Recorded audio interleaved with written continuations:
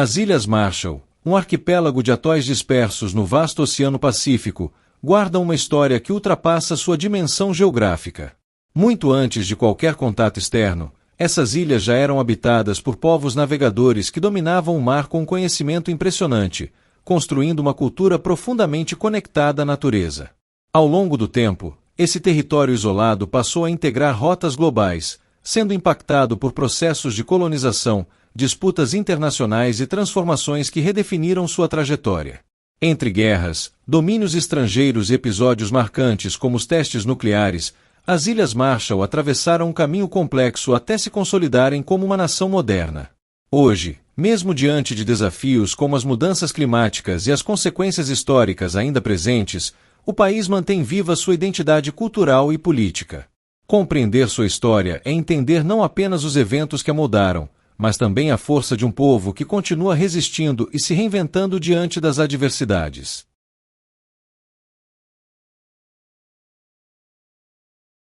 Antes que qualquer mapa europeu ousasse sequer imaginar a existência das Ilhas Marshall, já havia ali uma história silenciosa sendo escrita sobre as águas. Por volta de 2000 a.C., navegadores pertencentes ao vasto universo cultural austronésio, um dos maiores movimentos migratórios da história humana, cruzaram milhares de quilômetros de oceano aberto para alcançar aqueles pequenos pontos de terra espalhados no Pacífico. E aqui está o detalhe que transforma essa história em algo quase épico. Eles não possuíam instrumentos modernos de navegação. Nada de bússolas, nada de mapas cartográficos no sentido europeu. O oceano, para eles, não era um obstáculo, era linguagem. Esses povos dominavam uma forma sofisticada de leitura ambiental. Observavam padrões de ondas, identificavam correntes invisíveis, interpretavam o comportamento dos ventos e usavam as estrelas como guias fixos em um céu em constante movimento. Cada viagem era uma combinação de técnica, experiência e tradição oral. O conhecimento não estava escrito, estava vivo, transmitido de geração em geração como um verdadeiro código de sobrevivência. Um dos exemplos mais fascinantes desse saber são os chamados mapas de navegação feitos com gravetos e conchas, estruturas que representavam a dinâmica das ondas entre os atóis, permitindo aos navegadores visualizar o oceano antes mesmo de atravessá-lo. Ao chegarem às ilhas, esses grupos não encontraram civilizações anteriores, eles foram os fundadores de tudo. Adaptaram-se rapidamente ao ambiente limitado dos atóis, onde a terra é escassa e os recursos são finitos. Desenvolveram uma organização social baseada em clãs familiares, com sistemas de liderança tradicional que regulavam o uso da terra e do mar. A propriedade não era individual no sentido moderno, mas coletiva e profundamente ligada à identidade do grupo. Cada pedaço de terra, cada faixa de recife, carregava significado social, econômico e espiritual. A sobrevivência dependia de um equilíbrio delicado. A agricultura era adaptada às condições locais, com destaque para o cultivo de coqueiros, pandanus e outras plantas resistentes ao solo arenoso e à salinidade. A pesca, por sua vez, não era apenas uma atividade econômica, era uma arte refinada, com técnicas específicas para diferentes espécies e ambientes marinhos. O conhecimento ecológico desses povos era tão preciso que permitia explorar os recursos sem esgotá-los, mantendo um equilíbrio sustentável ao longo de séculos. Mas talvez o aspecto mais profundo dessa civilização esteja na forma como ela enxergava o mundo. Para esses povos, não havia separação rígida entre natureza e sociedade. O oceano não era apenas um espaço físico, era parte da identidade coletiva. As ilhas não eram territórios isolados, mas pontos conectados por rotas marítimas, formando uma rede cultural que se estendia por vastas áreas do Pacífico. Essa visão moldava não apenas a economia, mas também a espiritualidade, os rituais e a própria noção de pertencimento. Assim, muito antes da chegada de qualquer influência externa, os povos austronésios já haviam transformado as Ilhas Marshall em um espaço de vida plenamente estruturado. Eles não apenas sobreviveram em um ambiente desafiador, eles o compreenderam em um nível tão profundo que conseguiram construir uma civilização funcional, resiliente e altamente adaptada. Uma civilização que, mesmo sem monumentos de pedra ou registros escritos, deixou um legado impressionante, o domínio do oceano como poucos povos na história da humanidade conseguiram alcançar.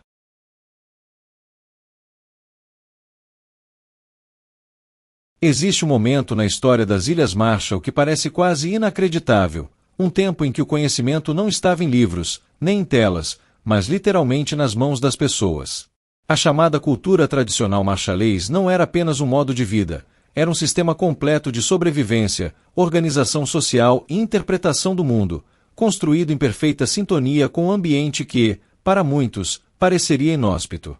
Um dos elementos mais fascinantes dessa cultura são os chamados mapas de navegação feitos com gravetos e conchas. Mas chamar isso apenas de mapa é reduzir demais o que eles realmente eram. Essas estruturas, conhecidas como stick charts, funcionavam como representações abstratas das correntes oceânicas, da interação das ondas com os atóis e das rotas seguras entre as ilhas. Cada graveto indicava padrões de ondulação, cada concha marcava ilhas específicas. Não eram usados durante a viagem, eram memorizados antes dela. Ou seja, o navegador internalizava o oceano. Ele não carregava o mapa, ele se tornava o mapa. Essa tecnologia ancestral revela algo ainda mais profundo. O oceano não era visto como um vazio entre terras, mas como um território vivo, cheio de caminhos invisíveis que podiam ser lidos por quem sabia observar. Era uma ciência sem laboratório, mas extremamente precisa. No coração dessa sociedade estava também uma concepção de terra completamente diferente da lógica moderna.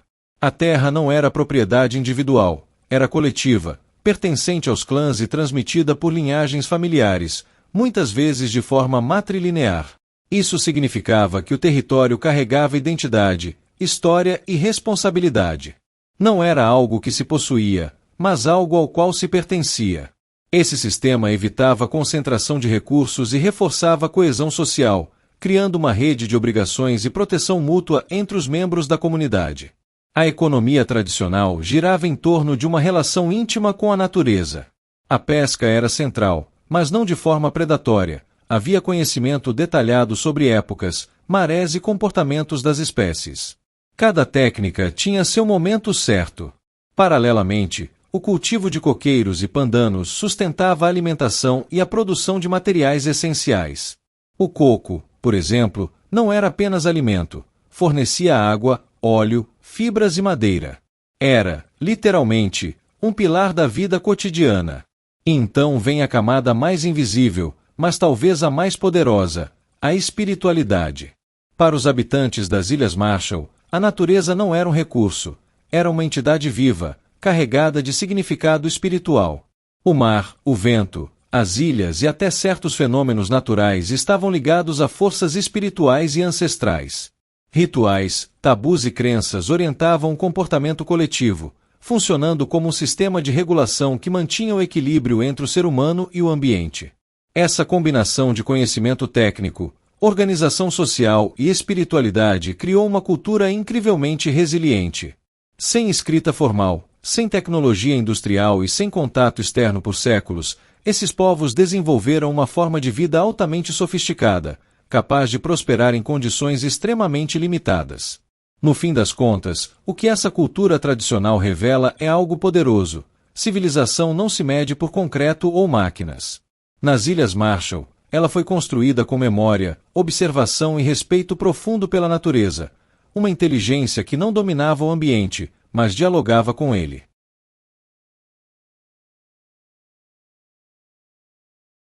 Existe um momento na história das Ilhas Marshall que muda completamente o rumo da narrativa, como aquela virada de roteiro em que um mundo isolado, autossuficiente e profundamente conectado à natureza passa, de repente, a fazer parte de um jogo global muito maior.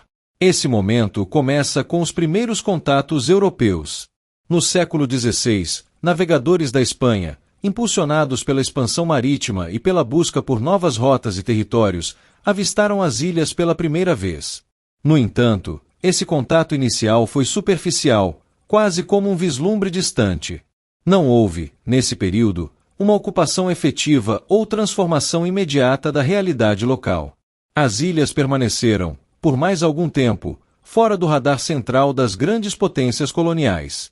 Mas a história tem um ritmo próprio, e ela acelera no século XVIII. É nesse ponto que entra em cena John Marshall, um capitão britânico que, em 1788, navegou pela região durante uma expedição comercial. Diferente dos primeiros avistamentos espanhóis, essa passagem teve um impacto simbólico duradouro. Foi a partir dele que o arquipélago passou a ser conhecido pelo nome Marshall. Um nome estrangeiro, imposto de fora, que marca o início de uma nova fase. A fase em que aquelas ilhas deixam de ser apenas território de seus povos originários e passam a existir também no imaginário e nos interesses do mundo europeu. Esse contato mais consistente abriu portas para algo maior. A partir daí, exploradores, comerciantes e missionários começaram a enxergar as ilhas não apenas como pontos no oceano, mas como peças dentro de uma engrenagem econômica e estratégica. Ainda que a colonização formal só se consolidasse mais tarde, esse período foi crucial porque rompeu o isolamento que havia protegido a cultura local por séculos. E aqui está o ponto-chave dessa virada histórica. O contato europeu não foi apenas geográfico, foi cultural, simbólico e estrutural. Ele introduziu novas dinâmicas, novas doenças, novas crenças e, principalmente, uma nova lógica de poder. O mundo das Ilhas Marshall começava, lentamente, a ser reescrito sob influências externas. Era o início de uma transformação silenciosa, mas irreversível. O oceano, que antes conectava apenas povos austronésios, agora se tornava uma ponte entre civilizações completamente diferentes, e com isso, a história das ilhas entrava em um novo capítulo, muito mais complexo e muitas vezes turbulento.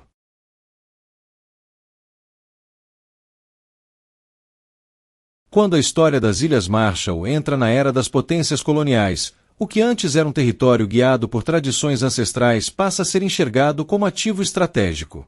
E é exatamente aí que começa um dos capítulos mais silenciosos, mas profundamente transformadores, da sua trajetória, o domínio europeu formal.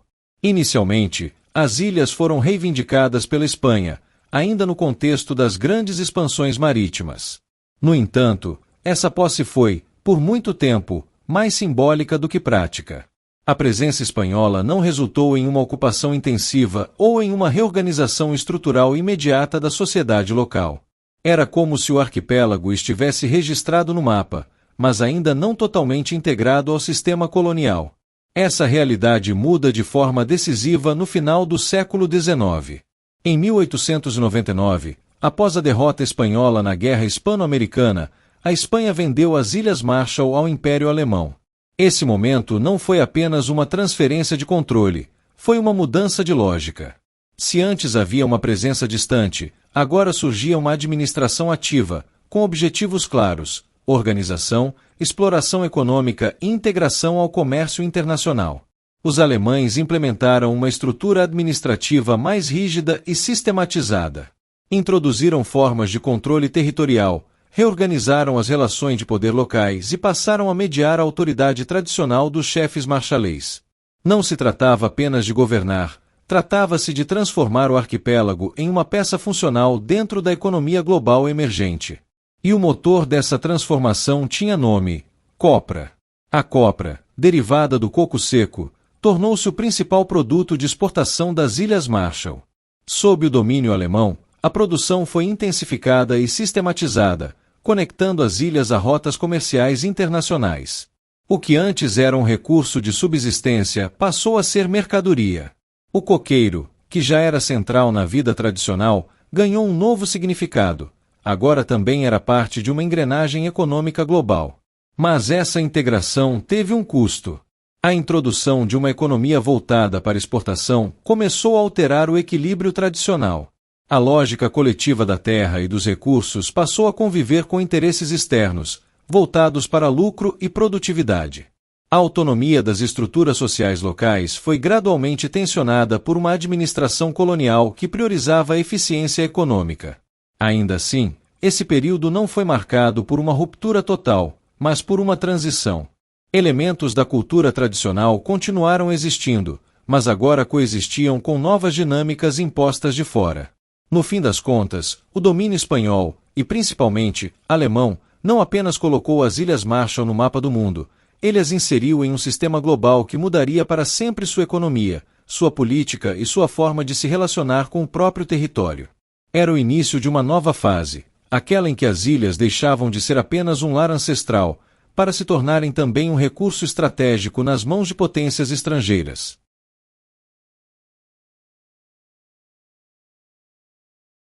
Existe um ponto na história das Ilhas Marshall em que o controle do território deixa de ser uma questão local ou regional e passa a ser decidido por um conflito global. Esse ponto é a Primeira Guerra Mundial, um evento que, mesmo acontecendo majoritariamente na Europa, lançou seus efeitos até os recantos mais remotos do planeta, incluindo esse arquipélago no Pacífico. Até então, as ilhas estavam sob domínio do Império Alemão, integradas a um sistema colonial voltado à exploração econômica, especialmente da copra. No entanto, com o início da guerra em 1914, o equilíbrio de poder global começou a se desfazer rapidamente. E é nesse cenário que surge uma nova força, o Japão. Aliado das potências vencedoras, o Japão aproveitou o conflito como uma oportunidade estratégica para expandir sua influência no Pacífico. Sem enfrentar grande resistência militar nas Ilhas Marshall, as forças japonesas ocuparam o território ainda nos primeiros anos da guerra. Foi uma tomada rápida, quase silenciosa, mas com consequências profundas. Com a derrota alemã ao final da guerra, em 1918, o controle japonês deixou de ser apenas uma ocupação temporária e passou a ser legitimado internacionalmente. As ilhas foram oficialmente transferidas ao Japão como parte de um mandato concedido pela Liga das Nações. Isso significa que, na prática, o arquipélago passou a fazer parte da esfera de influência japonesa, inaugurando uma nova fase de administração colonial. Essa transição de poder não foi apenas uma troca de bandeiras. Representou a entrada das Ilhas Marshall em uma nova lógica geopolítica, agora sob o olhar estratégico de uma potência asiática em ascensão. O arquipélago, antes um ponto periférico no sistema colonial europeu, começava a ganhar importância dentro de um cenário militar e econômico muito mais amplo. O que torna esse momento tão impactante é justamente isso. As ilhas, que durante séculos haviam sido moldadas por dinâmicas locais e depois por interesses coloniais europeus, agora eram redefinidas por um conflito global que seus habitantes não iniciaram, mas cujas consequências tiveram que enfrentar. Era o início de uma nova etapa, uma etapa em que o destino das Ilhas Marshall passaria, cada vez mais, a ser decidido por forças externas, em um mundo que se tornava rapidamente mais interconectado e também mais instável.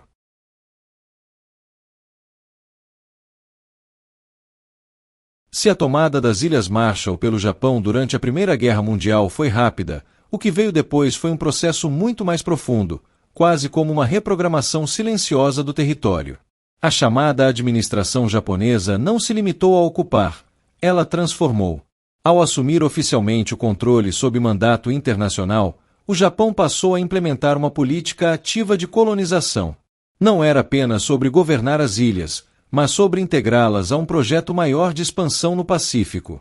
Para isso, incentivou a migração de colonos japoneses, que passaram a viver lado a lado, e muitas vezes acima, na hierarquia social, da população local. Essa presença crescente alterou a dinâmica demográfica e introduziu novos hábitos, idiomas e estruturas sociais.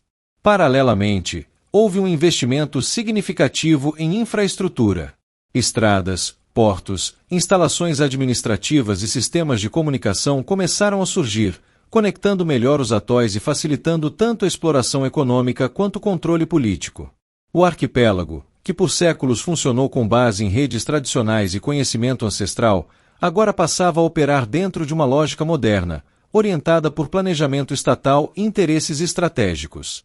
Mas por trás desse desenvolvimento havia um objetivo ainda maior: posicionamento geopolítico. As Ilhas Marshall começaram a ganhar importância dentro da estratégia militar japonesa no Pacífico. Sua localização, isolada, mas central em rotas marítimas, tornava o arquipélago um ponto ideal para apoio logístico, vigilância e eventual defesa. Ainda que, inicialmente, essa militarização não fosse totalmente explícita, as bases para isso estavam sendo construídas. O território deixava de ser apenas um espaço habitado para se tornar uma peça em um tabuleiro muito maior. Essa transformação trouxe consequências ambíguas. Por um lado, houve modernização e maior integração com o mundo exterior. Por outro, a autonomia cultural e social dos habitantes locais passou a ser pressionada por uma administração que priorizava interesses imperiais. A convivência entre colonos japoneses e marchalês nem sempre foi equilibrada, refletindo as desigualdades típicas de sistemas coloniais.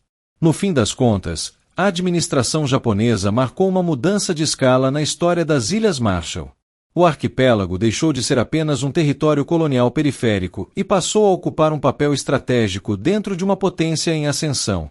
E essa mudança não era o fim da história. Era, na verdade, o prelúdio de algo ainda maior e mais intenso que estava prestes a acontecer no cenário global.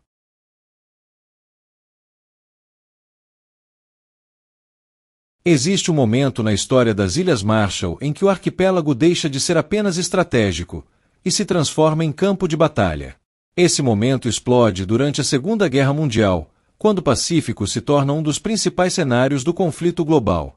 Sob domínio do Japão, as ilhas já vinham sendo gradualmente integradas a uma lógica militar.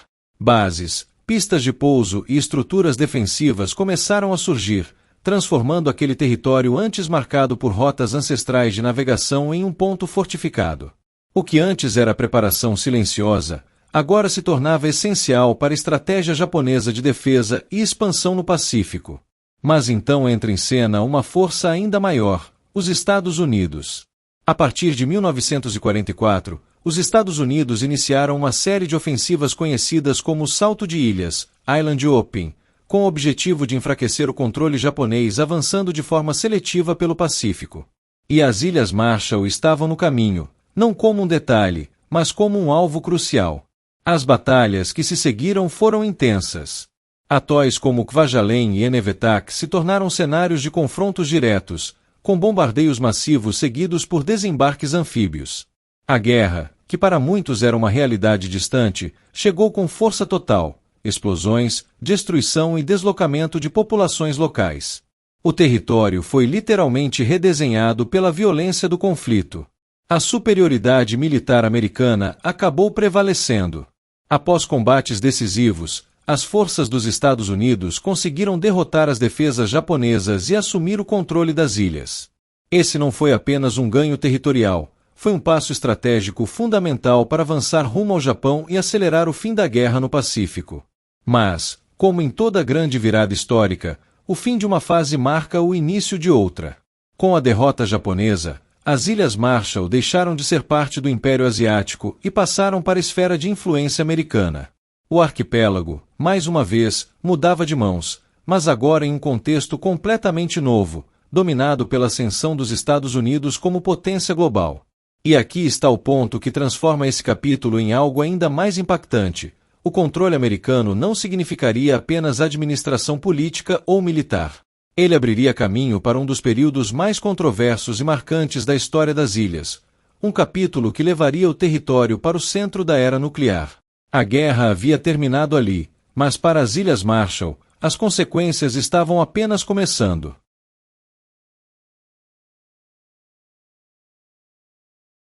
Agora a história das Ilhas Marshall entra em um capítulo que parece ficção, mas é uma das realidades mais duras já vividas por um povo. Depois da Segunda Guerra Mundial, o mundo não entrou em paz, entrou em tensão. Era o início da corrida nuclear, e os Estados Unidos escolheram um lugar remoto para testar o poder de destruição que estavam desenvolvendo. Esse lugar foram as Ilhas Marshall. Entre 1946 e 1958, o arquipélago se transformou em um gigantesco laboratório a céu aberto. Mais de 60 testes nucleares foram realizados, principalmente em atóis como Bikini e Enewetak. Mas aqui não estamos falando apenas de números. Estamos falando de explosões que literalmente reconfiguraram a geografia, vaporizaram ilhas inteiras e alteraram o ambiente de forma permanente. E então vem o momento mais chocante dessa história. Em 1954, os Estados Unidos realizaram o teste Castle Bravo. A expectativa era de uma explosão controlada dentro dos parâmetros previstos, mas foi exatamente o contrário. O teste liberou uma energia muito maior do que o planejado, tornando-se uma das maiores explosões nucleares já realizadas pelos Estados Unidos. A nuvem radioativa se espalhou por centenas de quilômetros, atingindo não apenas áreas de teste, mas também comunidades habitadas. O que aconteceu depois é o tipo de coisa que marca gerações. Habitantes de ilhas próximas foram expostos à radiação sem aviso prévio. Muitos relataram uma neve branca caindo do céu, na verdade, partículas radioativas. Pessoas começaram a apresentar queimaduras, náuseas, queda de cabelo. Era algo invisível, silencioso, mas devastador. Comunidades inteiras tiveram que ser removidas às pressas, deixando para trás suas terras ancestrais, suas casas e sua história. E o impacto não parou ali. A contaminação afetou o solo, o mar e a cadeia alimentar. Décadas depois, ainda há áreas consideradas inseguras para habitação. Problemas de saúde, como câncer e doenças relacionadas à radiação, tornaram-se parte da realidade de muitos marchalês. O que era para ser um experimento militar virou uma crise humanitária e ambiental de longo prazo. O mais impressionante, e ao mesmo tempo perturbador, é que tudo isso aconteceu em um território habitado, com pessoas reais, culturas vivas e uma história que vinha sendo construída há milhares de anos. Esse período redefiniu completamente o destino das Ilhas Marshall. O arquipélago deixou de ser apenas estratégico e passou a ser símbolo global dos impactos da era nuclear. Um lugar onde a busca por poder tecnológico encontrou limites éticos profundos. E no meio disso tudo, permanece a pergunta que ecoa até hoje: qual foi o verdadeiro custo desse avanço? Porque nas Ilhas Marshall, esse custo não está em livros, está na terra, no mar e na vida de um povo inteiro.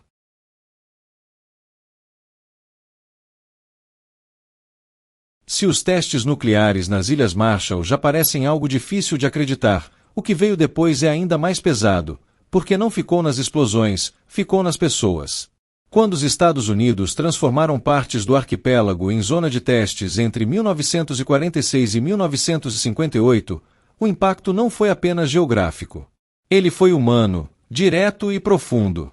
Comunidades inteiras foram removidas de suas terras ancestrais, muitas vezes com promessas de retorno que nunca se concretizaram. Ilhas como Bikini deixaram de ser lar e se tornaram áreas proibidas, marcadas por níveis perigosos de radiação. E aqui começa a parte mais silenciosa e mais devastadora dessa história. Os efeitos da radiação não apareceram apenas no momento das explosões. Eles se infiltraram no tempo. Pessoas expostas, especialmente após eventos como o Castle Bravo, começaram a apresentar sintomas que, na época, muitos nem compreendiam completamente: queimaduras severas, doenças inexplicáveis, aumento de casos de câncer, problemas na tireoide e complicações reprodutivas. Não era um impacto imediato e visível como uma bomba, era algo contínuo, que se estendia por anos, décadas. Famílias inteiras passaram a viver com incerteza sobre a própria saúde. Crianças nasceram com complicações. Adultos desenvolveram doenças graves sem histórico anterior. E o mais duro, muitos desses efeitos vieram sem aviso, sem proteção adequada e sem consentimento real das populações afetadas. Mas talvez o impacto mais profundo não esteja apenas no corpo, está na identidade. Para os marchalês, a terra não era só território físico.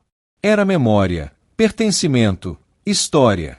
Ao serem deslocados, essas comunidades não perderam apenas suas casas, perderam parte de si mesmas. Foram levadas para áreas menos férteis, com menos recursos, dependendo de ajuda externa para sobreviver. A relação ancestral com o ambiente foi quebrada, substituída por uma realidade de dependência e adaptação forçada. E mesmo décadas depois, essas cicatrizes continuam abertas. Ainda hoje, partes das Ilhas Marshall permanecem contaminadas. Questões relacionadas à compensação, saúde pública e justiça histórica continuam sendo debatidas internacionalmente.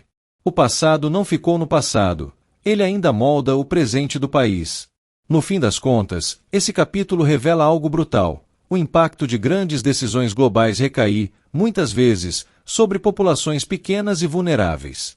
Nas Ilhas Marshall, a era nuclear não foi apenas um período histórico, foi uma ruptura profunda na vida de um povo. E essa é a parte que mais pesa na narrativa: as explosões acabaram, mas as consequências continuam ecoando, geração após geração.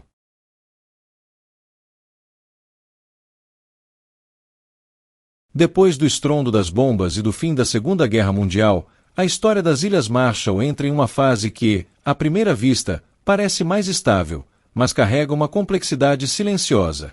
O arquipélago deixa de ser um campo de batalha ativo e passa a integrar um novo arranjo político internacional, o chamado Território Fiduciário das Ilhas do Pacífico. Sob esse modelo, os Estados Unidos assumiram a administração das ilhas, mas não como uma colônia tradicional. Pelo menos, na teoria.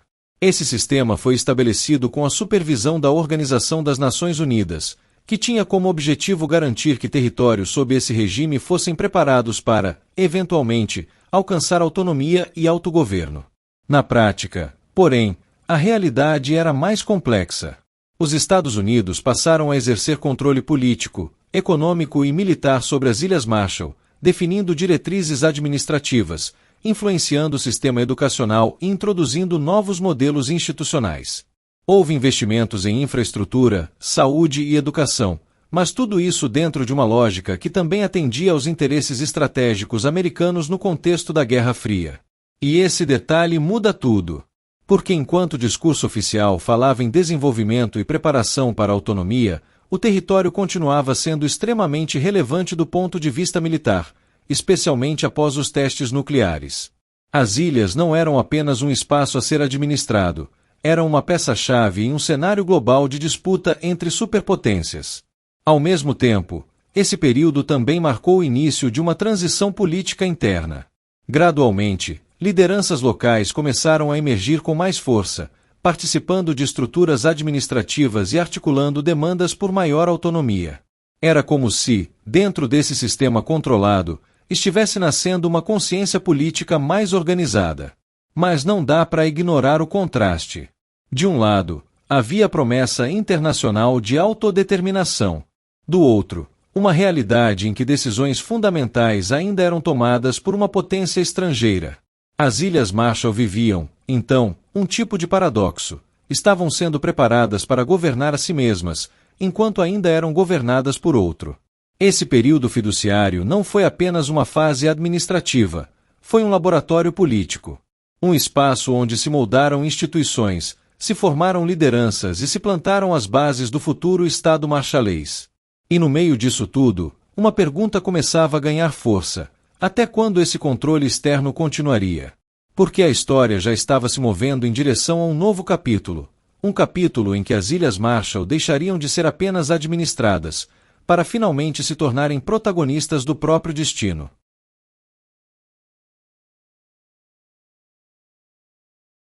Toda grande virada histórica começa de forma quase imperceptível.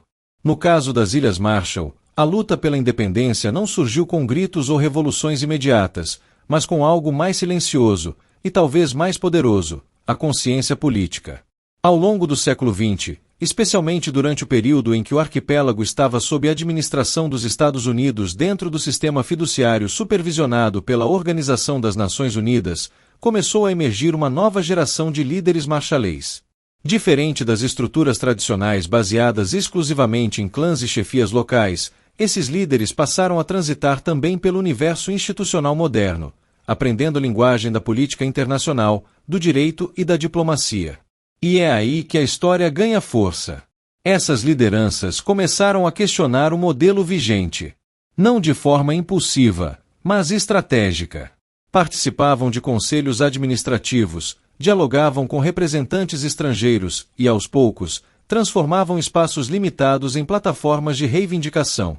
O objetivo era claro: ampliar a autonomia, garantir reconhecimento internacional e, eventualmente, conquistar o direito de autogoverno. Mas esse movimento não acontecia no vazio. Ele era impulsionado por experiências concretas vividas pela população. Os impactos dos testes nucleares, o deslocamento de comunidades, a dependência econômica e a limitação das decisões locais criaram um ambiente em que a busca por autonomia deixava de ser apenas uma ideia abstrata, tornava-se uma necessidade urgente. Não era só política, era sobrevivência, dignidade e identidade. Ao mesmo tempo, o cenário global favorecia esse tipo de transformação. O século XX foi marcado por ondas de descolonização em diversas partes do mundo.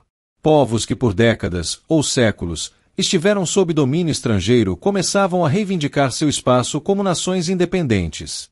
E as Ilhas Marshall estavam inseridas exatamente nesse contexto. O movimento político local, portanto, foi ganhando forma como uma combinação de fatores: liderança emergente, pressão social, contexto internacional e experiência histórica.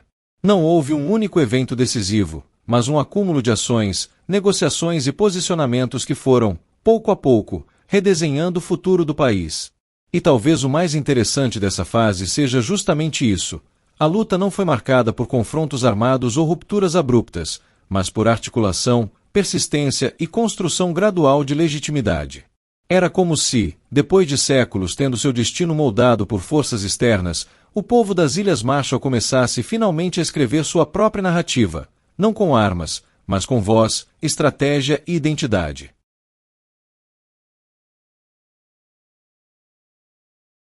Toda história de luta chega a um ponto em que a tensão acumulada se transforma em decisão. Para as Ilhas Marshall, esse ponto acontece no final do século XX, não como uma explosão repentina, mas como resultado de décadas de articulação política, consciência coletiva e negociação estratégica. Em 1979, o arquipélago dá um passo decisivo, a adoção de sua própria Constituição. Esse momento não é apenas jurídico, é simbólico. Pela primeira vez, o povo marchalês estabelece formalmente as bases de seu próprio governo, definindo instituições, regras e um sistema político que refletia suas necessidades e aspirações. Era o nascimento de uma estrutura estatal própria, construída não por imposição externa, mas por decisão interna.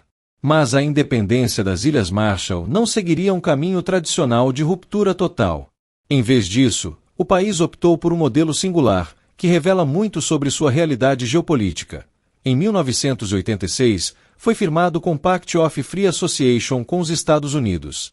Esse acordo estabeleceu uma relação de livre associação, na qual as ilhas conquistavam autonomia política plena, ou seja, passavam a governar a si mesmas, enquanto mantinham vínculos estratégicos com os Estados Unidos.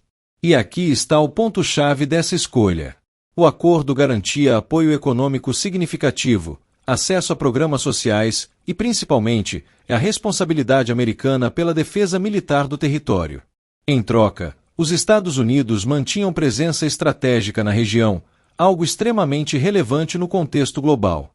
Era uma relação construída não apenas sobre dependência, mas sobre interesses mútuos. Esse modelo reflete uma decisão pragmática. Após décadas marcadas por colonização, guerra e testes nucleares, as Ilhas Marshall não buscavam apenas independência simbólica, buscavam estabilidade, segurança e condições reais de sobrevivência como nação. A livre associação permitia exatamente isso, autonomia sem isolamento. No entanto, essa escolha também carrega complexidades.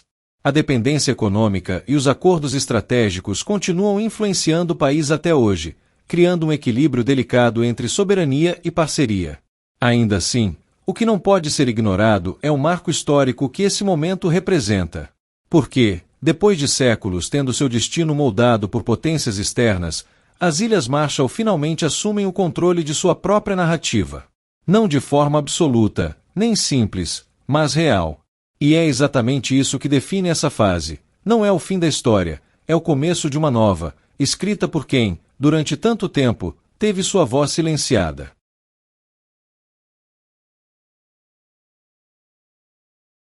Se a história das Ilhas Marshall fosse um filme, este seria o momento em que o protagonista finalmente assume o controle da própria vida, mas ainda carrega as marcas de tudo que veio antes. A nação moderna marchalês nasce desse equilíbrio delicado entre autonomia conquistada e conexões estratégicas que continuam moldando seu presente. Hoje, o país se organiza como uma república democrática multipartidária. Isso significa que o poder político não está concentrado em uma única figura ou grupo, mas distribuído por meio de eleições e instituições que permitem a participação de diferentes correntes políticas. O sistema inclui um parlamento, responsável pela elaboração das leis, e um presidente, que atua como chefe de Estado e de governo. Esse modelo não surgiu do nada. Ele é resultado direto daquele processo de construção iniciado ainda no período fiduciário, quando lideranças locais começaram a aprender e adaptar estruturas políticas modernas à realidade do arquipélago. Mas o que torna essa estrutura realmente interessante é o contexto em que ela opera. Apesar de possuir governo próprio e autonomia política, as Ilhas Marshall mantêm uma relação extremamente próxima com os Estados Unidos, estabelecida por meio do Compact of Free Association. Esse acordo continua sendo uma peça central da organização política do país. Ele garante apoio econômico significativo, além de atribuir aos Estados Unidos a responsabilidade pela defesa militar do arquipélago. Na prática, isso cria uma dinâmica única. De um lado, a soberania interna. Os marshaleis elegem seus representantes, definem suas leis e conduzem sua política doméstica. Do outro, existe uma interdependência estratégica, especialmente nas áreas de defesa e financiamento. Não é uma independência isolada, é uma independência conectada. E esse modelo exige equilíbrio constante. O governo precisa conciliar interesses internos, como desenvolvimento social, preservação cultural e resposta a desafios ambientais, com uma relação internacional que continua sendo vital para a estabilidade do país. Ao mesmo tempo, a população vive essa dualidade no cotidiano. Pertencem a uma nação soberana, mas profundamente ligada a uma potência global. No fim das contas, a estrutura política atual das Ilhas Marshall não é apenas um sistema de governo, é o reflexo de toda a sua trajetória histórica. Cada instituição, cada acordo, cada decisão carrega ecos do passado, da colonização, das guerras, da era nuclear e da luta por autonomia. E é exatamente isso que torna essa fase tão interessante. Não é um ponto final, mas um equilíbrio em movimento, onde independência e parceria coexistem, moldando diariamente o futuro de uma nação que aprendeu, ao longo do tempo, a navegar não só pelos oceanos, mas também pelas complexidades da política global.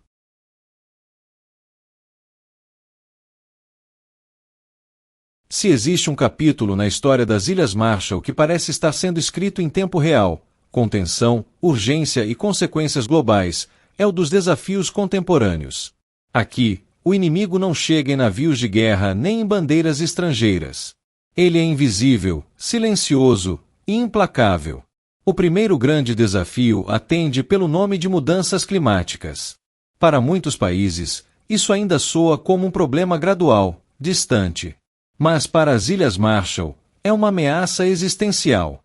Estamos falando de um país formado por atóis, pedaços de terra baixos, muitas vezes a poucos metros acima do nível do mar. Com o avanço da elevação do nível do mar, essas ilhas começam, literalmente, a desaparecer. Água salgada invade plantações, contamina fontes de água potável e torna áreas habitáveis cada vez mais escassas.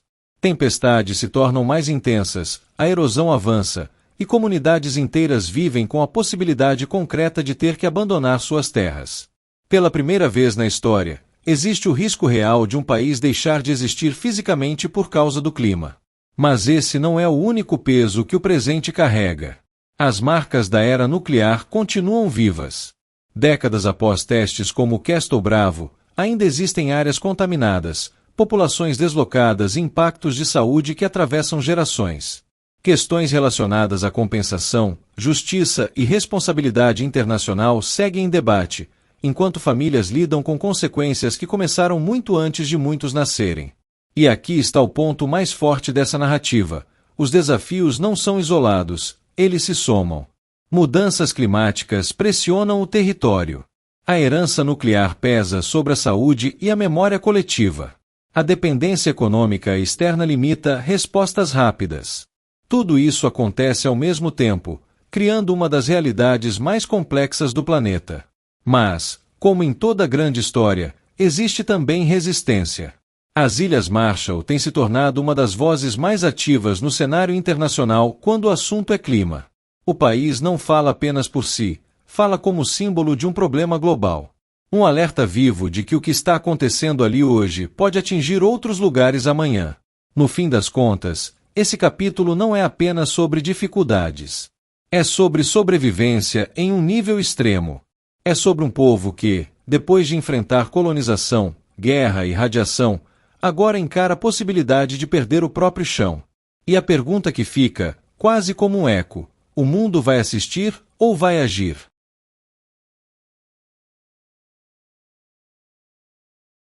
Se existe algo que nenhuma potência estrangeira, nenhuma guerra e nem mesmo a força invisível do tempo conseguiu apagar nas Ilhas Marshall, é a identidade do seu povo.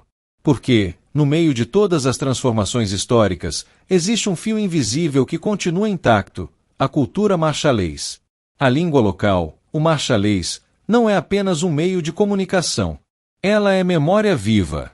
Cada palavra carrega séculos de tradição, conhecimento e visão de mundo. Em um cenário onde influências externas, especialmente dos Estados Unidos, estão presentes no cotidiano, manter a língua ativa é, por si só, um ato de resistência cultural. É afirmar: nós ainda somos nós. Mas talvez o símbolo mais poderoso dessa identidade esteja no mar.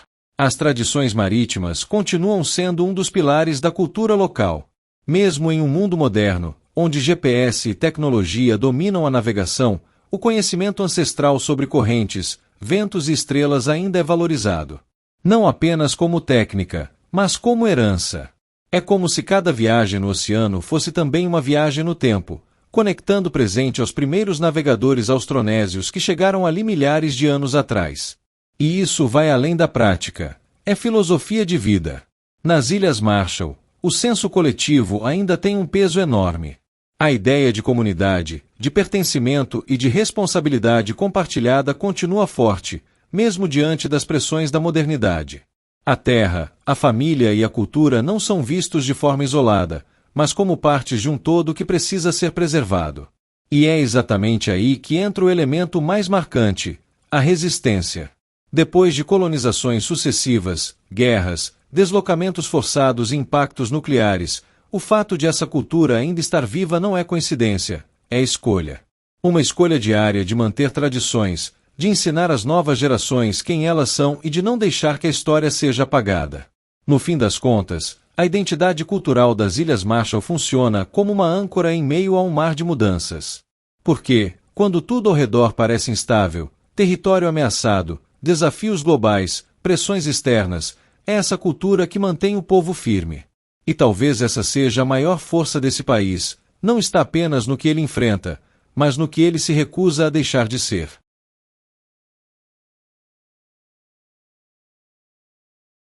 A geografia das Ilhas Marshall é uma das mais singulares do planeta. Localizado no centro do Oceano Pacífico, o país é formado por uma extensa rede de atóis e ilhas coralinas espalhadas por uma enorme área marítima.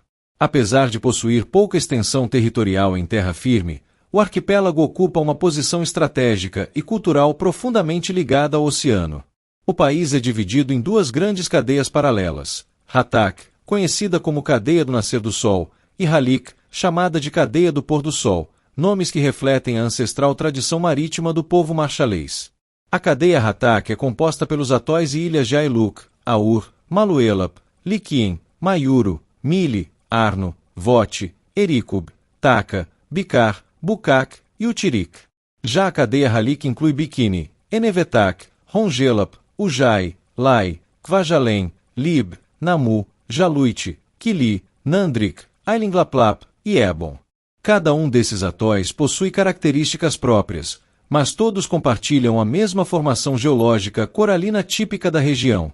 Muitos consistem em estreitas faixas de terra cercando lagoas internas de águas cristalinas, criando paisagens naturais impressionantes e, ao mesmo tempo, extremamente frágeis.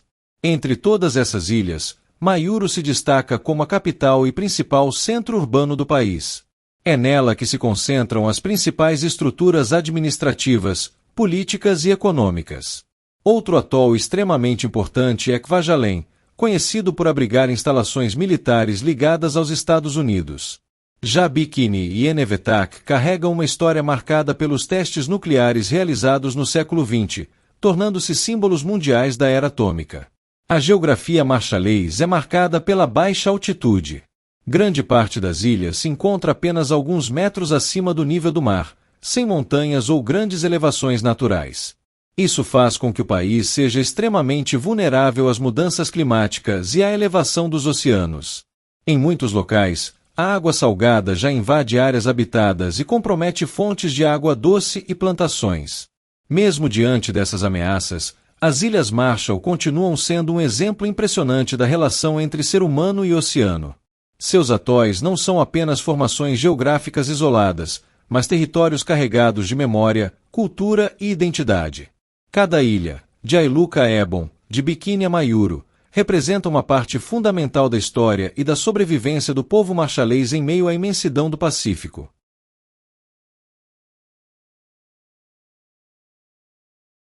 Se tem um lugar onde a história, o clima e a sobrevivência se encontram de forma quase invisível, é na arquitetura das Ilhas Marshall. Porque ali, construir não é apenas erguer paredes, é dialogar com o ambiente, respeitar limites e, acima de tudo, adaptar-se. A arquitetura tradicional marchalês nasce de uma lógica simples, mas extremamente inteligente: usar o que a natureza oferece e construir de acordo com o que o território permite.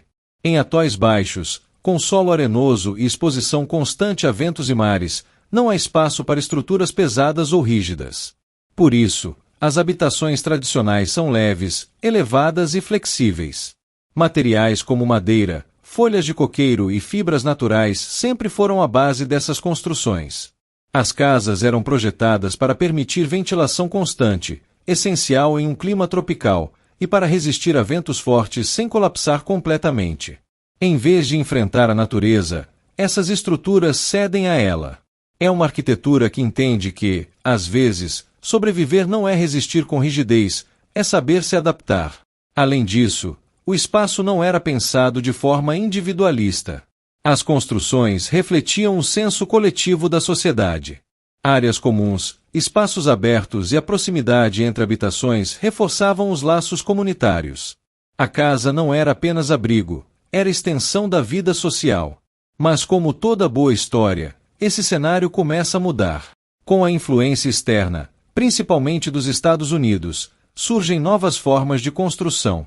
Concreto, metal e estruturas mais permanentes passam a fazer parte da paisagem, especialmente nas áreas urbanas como Mayuro. Essas construções trazem durabilidade e modernidade, mas também criam novos desafios: retenção de calor, menor adaptação ao clima e maior impacto ambiental. E então entra o conflito silencioso da arquitetura moderna nas Ilhas Marshall, tradição versus adaptação contemporânea. De um lado, há o conhecimento ancestral, perfeitamente ajustado ao ambiente. Do outro, há a necessidade de modernização, impulsionada por crescimento populacional, urbanização e influências globais. E no meio disso tudo, um novo fator pressiona ainda mais essa equação: a elevação do nível do mar. Com o avanço das mudanças climáticas, a arquitetura precisa ir além da tradição e da modernidade, precisa se reinventar. Projetos mais recentes já começam a considerar elevação de estruturas, uso de materiais mais resistentes à salinidade e até soluções flutuantes. Não é mais apenas sobre conforto ou estética, é sobre continuidade. No fim das contas, a arquitetura nas Ilhas Marshall conta uma história silenciosa, mas poderosa. Cada casa, cada material, cada adaptação revela como um povo aprendeu, ao longo do tempo, a viver em um dos ambientes mais desafiadores do planeta. E talvez essa seja a grande mensagem: ali, construir nunca foi só sobre ocupar espaço, foi sobre aprender a permanecer. No fim dessa jornada pela história das Ilhas Marshall, o que fica não é apenas uma sequência de eventos, é uma narrativa intensa, quase cinematográfica, sobre sobrevivência em sua forma mais pura. Tudo começa com navegadores austronésios que dominaram o oceano sem tecnologia moderna, transformando um ambiente extremo em lar. Séculos depois, esse mesmo território entra no radar de impérios, passando por mãos europeias e asiáticas, sendo redesenhado por interesses que vinham de fora. Então, como se não bastasse, o arquipélago é lançado no centro de conflitos globais, tornando-se palco da Segunda Guerra Mundial e, logo depois, cenário de uma das fases mais controversas da humanidade, a Era Nuclear. Mas a história não para na destruição. Ela continua na reconstrução, na transformação política, na luta silenciosa por autonomia, na construção de um Estado que, mesmo pequeno em território, carrega uma complexidade gigantesca. Um país que escolheu um caminho próprio, equilibrando soberania com parceria estratégica, especialmente com os Estados Unidos. E então chegamos ao presente, talvez o capítulo mais desafiador de todos. As Ilhas Marshall enfrentam ameaças que não vêm de exércitos, mas do próprio planeta. Mudanças climáticas, elevação do nível do mar e as cicatrizes ainda abertas da radiação nuclear. É como se a história testasse, mais uma vez, os limites desse povo. E mesmo assim, eles permanecem. Na língua que resistiu, nas tradições que atravessaram séculos, na cultura que se recusa a desaparecer. Porque, no final das contas, a verdadeira força das Ilhas Marshall não está no tamanho do território, nem no poder militar, nem na influência global. Está na capacidade de continuar existindo, mesmo quando tudo ao redor parece empurrar para o contrário. E talvez essa seja a grande lição dessa história. Algumas nações não se definem pelo que conquistam, mas pelo que conseguem preservar.